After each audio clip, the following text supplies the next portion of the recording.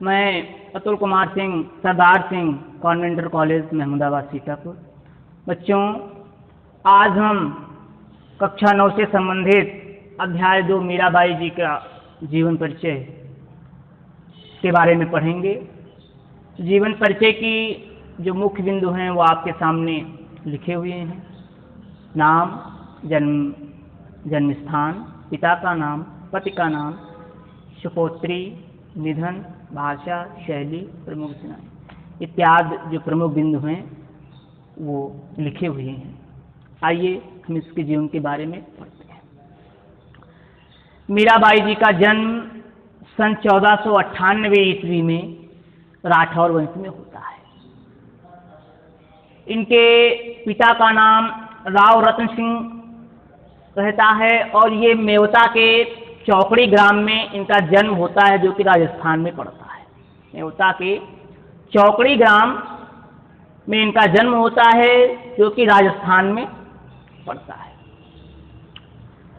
जब ये 3 वर्ष की रहती हैं तो इनके माता का निधन हो जाता है, और जब माता का निधन हो जाता है तो पालन पोषण, क्योंकि ये बहुत ही छोटी होती हैं, 3 वर्ष में कोई बड़ा नहीं होता है, 3 वर्ष अल्पायु को माना गया है, कम आयु की होती हैं। तो 3 वर्ष की होती हैं तो इनके माता का निधन हो जाता है, और इनका जो पालन पोषण होता है वो इनके बाबा राव दूधा जी करते हैं।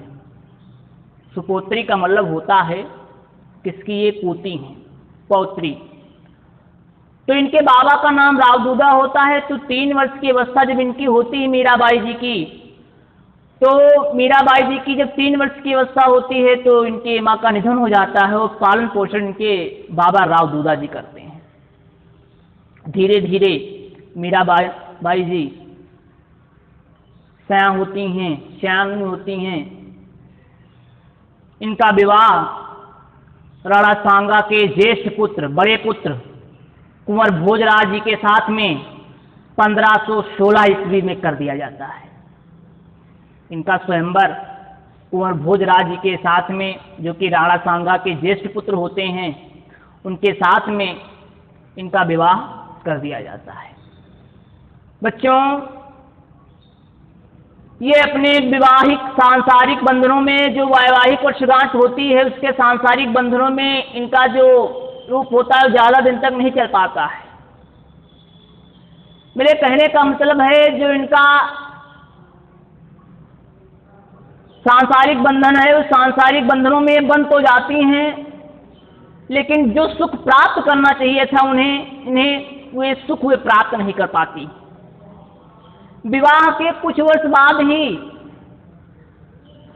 कुंवर राणा सांगा के ज्येष्ठ पुत्र कुंवर भोजराज की मृत्यु हो जाती है, और जब कुंवर भोजराज की मृत्यु हो जाती है तो मृत्यु के बाद में मीराबाई जी चिंतित हो जाती, बिल्कुल उदास हो जाती हैं, जैसे मानो एक कली खिल रही हो और उस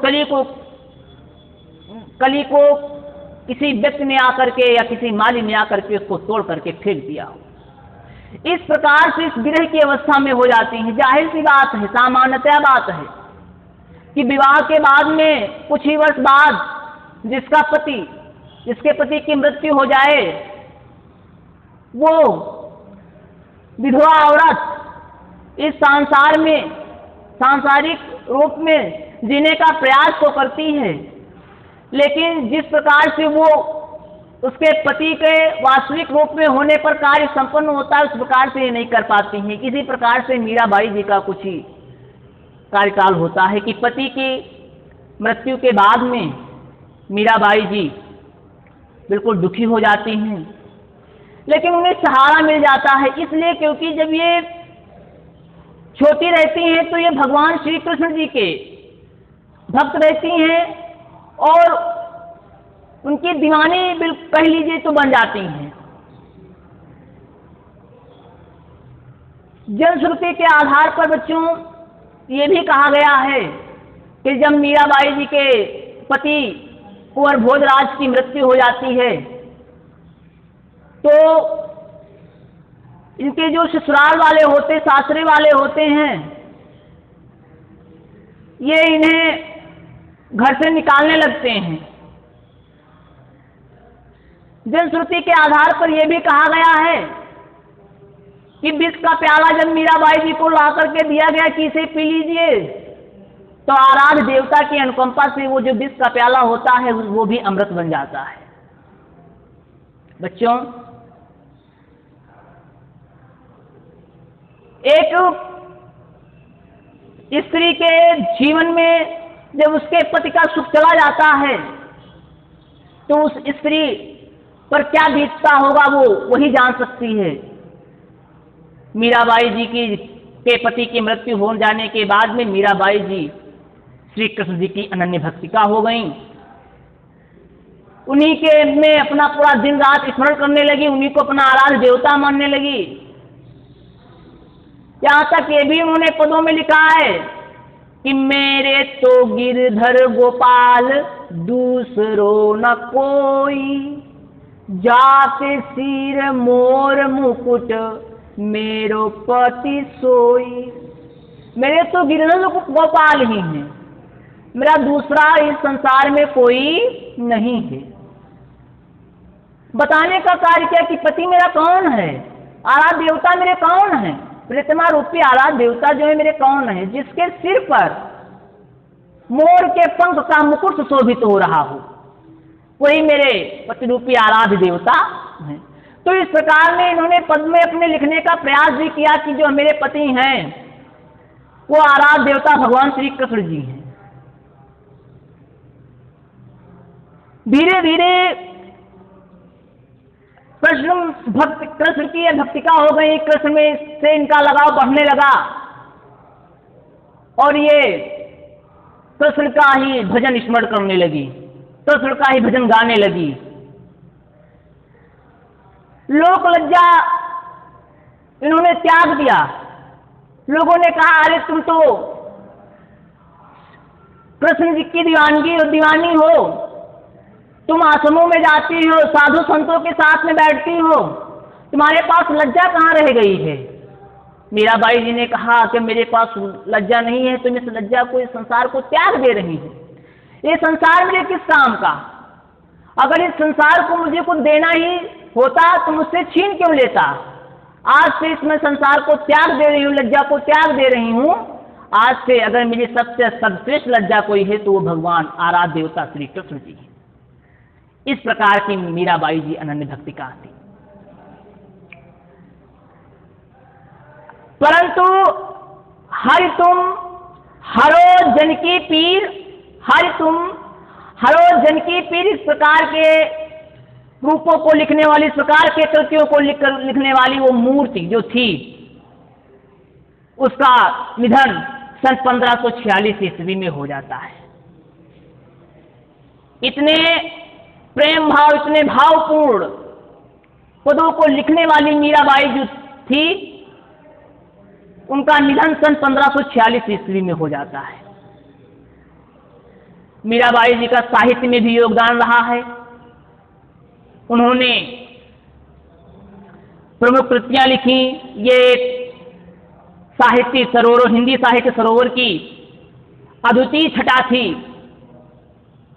और एक सौ कोकिला भी थी। लोगों का मानना है कि ये जब भजन गाने लगती थी तो आसपास के लोग भगवान श्री कृष्ण आराध्य देवता के शिरों में मंत्र मुग्ध हो जाते थे।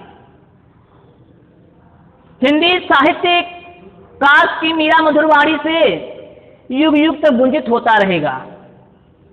इनकी क्षति जो है वो हम सभी लोगों को पीड़ा पहुंचाती रहेगी, लेकिन जिस प्रकार से इन्होंने भजन, सोरठा, सवर, फुटकर पद लिखे हैं, उससे हमें इनकी जो कायाकल्प है वो याद रहेगी। हिंदी साहित्य में इन्होंने योगदान दिया है अपना, फुटकर पद भी लिखे हैं। कुछ इनकी प्रमुख कृतियां भी हैं, जैसे कि नरसिंह जी का मायरा, गीत गोविंद की टीका, राग गोविंद, राग सोरठ के पद, राग सोरठा के पद, मीराबाई की मल्हार, गरबा गीत, राग विहाग तथा फुटकर पद, ये इनकी कुछ प्रमुख कृतियां रही हैं मीराबाई जी की, जिन्होंने इस लिखा। और मीरा की पदावली आदि मीरा की जो रचनाएं हैं वे हैं। बच्चों, इनकी भाषा शैली जो है, इन्होंने ज्यादातर पदों में राजस्थानी भाषा को अपनाया है, क्योंकि ये राजस्थान में पैदा हुई तो इन्होंने अपनी मातृभाषा को अपनाने का कार्य किया। बच्चों, इन्होंने ब्रजभाषा में भी कविताएं की हैं, ब्रजभाषा में भी इन्होंने कृतियां लिखी हैं, लेकिन उस ब्रजभाषा के तहत राजस्थानी भाषाओं का ज्यादा प्रयोग किया गया है।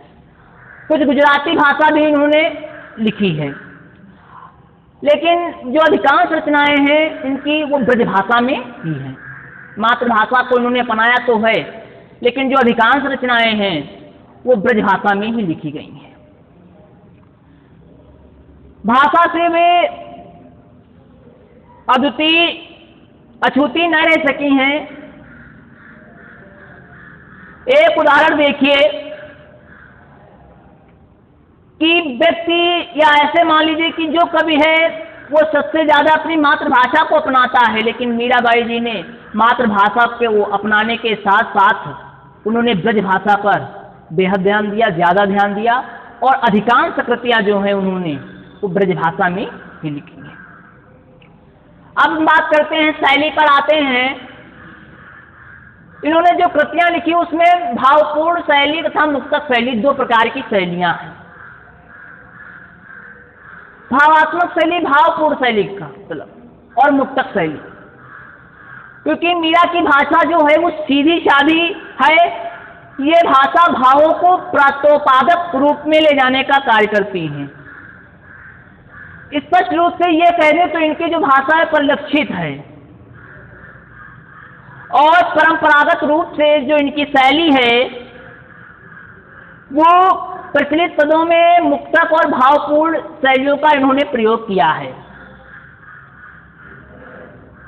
छंदों में मात्राओं की त्रुटियां इन्होंने दृष्टिगत होती हैं, परंतु संगीत के मधुर जो स्वर हैं, ताल और लय में वे सब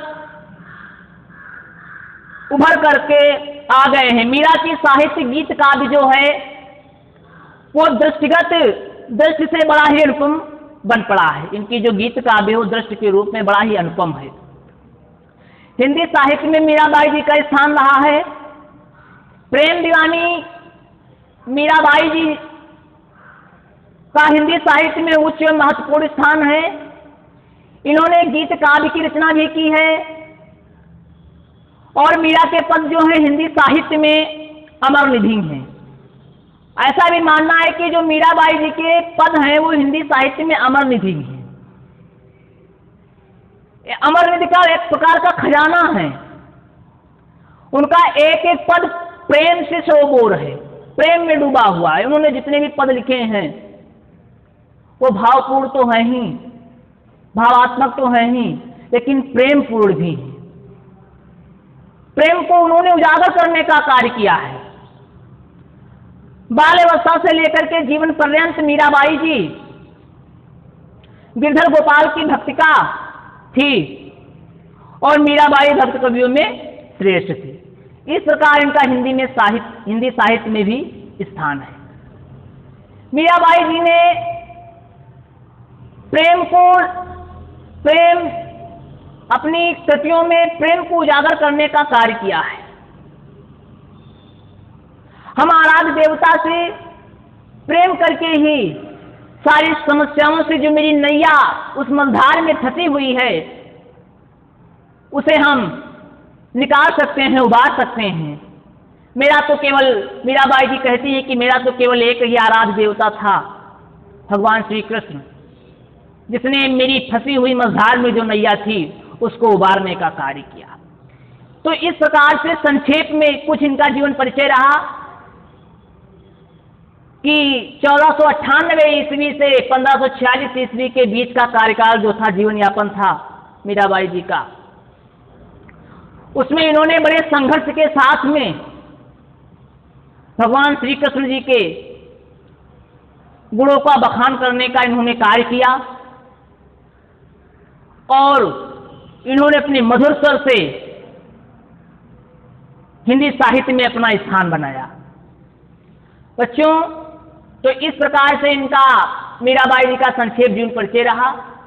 आप सभी लोगों को इसको सही तरीके से पढ़ना है और पढ़ने के बाद में आपको अपनी नोट्स कॉपी बनानी है।